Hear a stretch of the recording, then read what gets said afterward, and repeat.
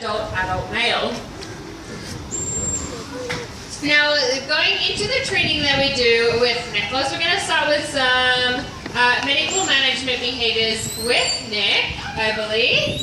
Yeah, I think he's kind of going to be into that. So medical management behaviors are things that we teach Nicholas so that he voluntarily participates in his own healthcare.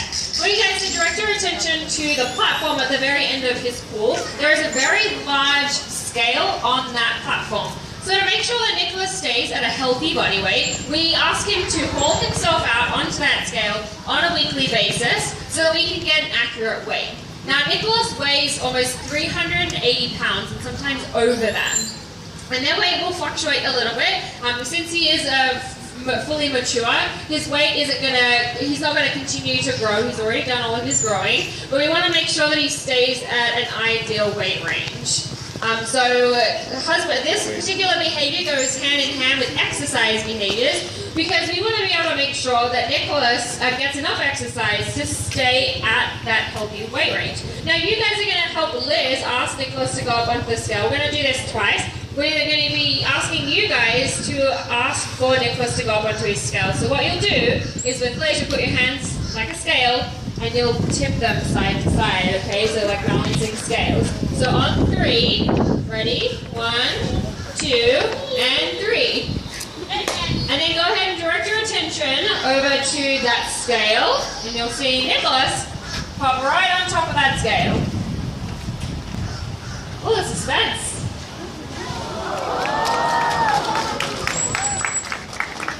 That's pretty cool, huh?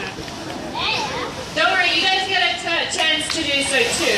So we give Nicholas an added cognitive challenge by not only taking hand signals from Liz and myself and other care specialists, but also from you guys as well. We not only want him to pay attention to us, but when we direct him to pay attention to you guys, he should be able to generalize between the way I give it and the way you guys give that hand signal.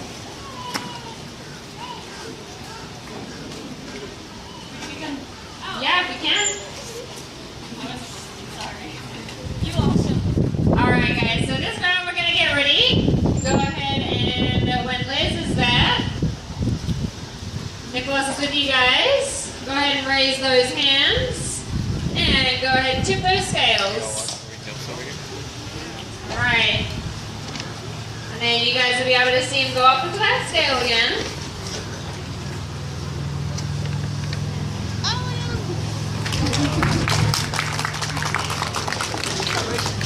Alright, so that is one of many medical management behaviors that we teach Nicholas. Not only can he haul out onto the scale, he can also provide us with a voluntary blood sample from his tail flips, allow us to insert a tube into the first chamber of his stomach so we can collect a gastric sample, and even allow us to collect a fecal sample. All of that he chooses to participate in. So the training that we utilize is positive reinforcement and successive approximation. So what that simply means is that we teach Nicholas and all of our other resident animals in very small, easily achievable steps. And every time they reach what it is that we're looking for, we're going to go ahead and celebrate. We're going to give them lots of treats. We're going to give them back rubs, belly rubs, anything that our animals find incredibly valuable. And if our animals ever do something that we consider undesirable or provide the incorrect response, we simply just give a neutral response. And then we either move on with session or we might try asking that the same question again. Now, I've already talked a little bit about the cognitive challenges because that was one of the behaviors that Nicholas introduced himself with. But that's actually an entire category of behaviors that we teach Nicholas. We want to encourage problem solving. We want to encourage him to be able to combine multiple different body movements and vocalizations. And we even teach him a variety of different concepts. So I believe one of the concepts Nicholas is going to be working on with Liz today is remote, which is a behavior or a concept actually that simply just requires him to pick a new location in the pool and continue the training session from there. Now you're going to notice that Nicholas, whenever he hears that whistle, he comes straight back to Liz and looks for further instruction. But what you're going to notice that he is going to stay in that new location that Liz has provided, even if he hears this whistle, and he's going to continue that training session in that location unless he is called over with a tap on the water.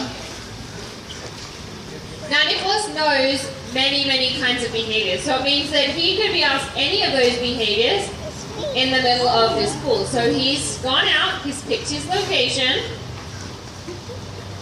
Liz is continuing the training session. What's that doing?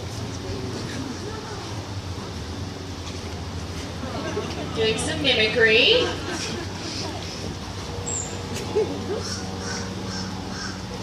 And you'll notice that after that whistle, he stays right in the center of the pool.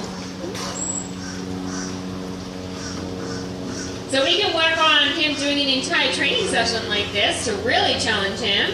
Or we can work shorter durations or ask new behaviors that he may not have seen in this particular concept yet.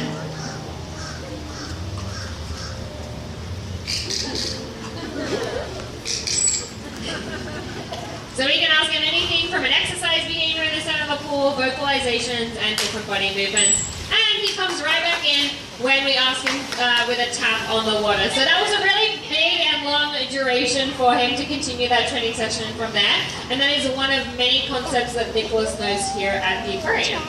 Now, the third and final category of behaviors is exercise. But before we go ahead and get into that, I want to let you guys know that what you see here at this aquarium or at any other facility with marine animals under human care, we do interact very closely with them. You can see that Liz has a relationship with Nicholas. It may be a little bit different to my relationship with him, but it's something that we do. We invest a lot of time into our resident animals. We want to know their personality. We want to know what they value, what they find most challenging, so that we can set them up for success in this environment to provide them with the most engaging and enriching lifestyle. So what you see here is not what you would hear or see in a rehabilitation setting for an animal that is going to be released back out into its natural environment. In fact, it's the opposite. We don't develop any kind of association with that animal, and they don't develop any association with us for a source of food or a source of companionship. It is a very different process. We're not hand feeding those animals unless it's absolutely necessary and recommended by the veterinarian. But a lot of the time, we create a distance between the animals that we're rehabilitating and the ones that are being released back out into the natural environment. So recognize that it is very different. In fact, if there was any animal that we are rehabilitating, you guys as the public would not see that animal. But that animal would be in a very strict quarantine area with very few people looking after that animal. Because ideally, when those animals get released back out into the natural environment, they don't go seeking out people for food or for playtime or for protection. We want them to continue to emit natural behaviors. So you guys can actually help us out by making sure that you're not encouraging those animals to beg for food or to interact with us by keeping your distance and enjoying them from a safe area and not trying to pursue, interact, or feed them, because that is what's going to allow us to ensure that those animals are in the natural environment for future generations to come.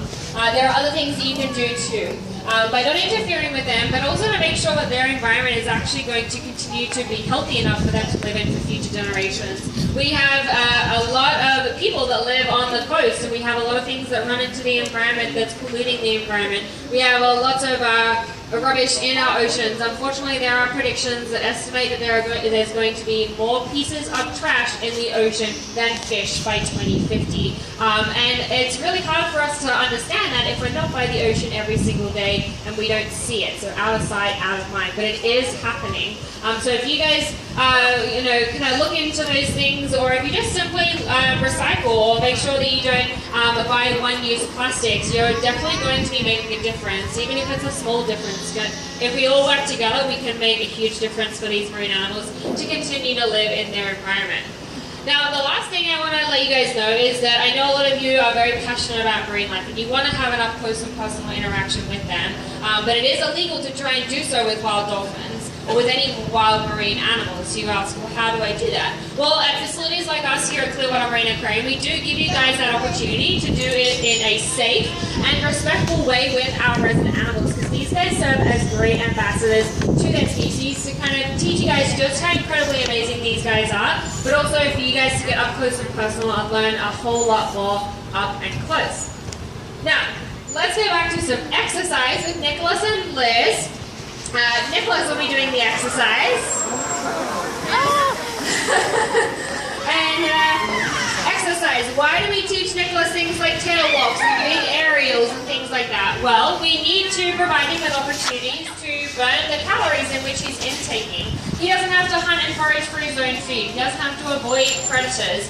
And so we're responsible for making sure that he gets a really good workout.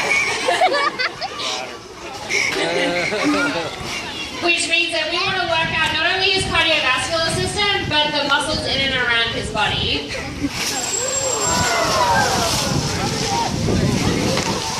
So if you ever see jumps like this, whether it's here at the aquarium or any other facility, just know that those animals are doing a really good cardiovascular workout, whether it's together or as a team. So it is pretty cool that these guys are very capable of getting themselves out of the water. Some of most dolphins can be up to 400 pounds. So they are incredibly powerful animals.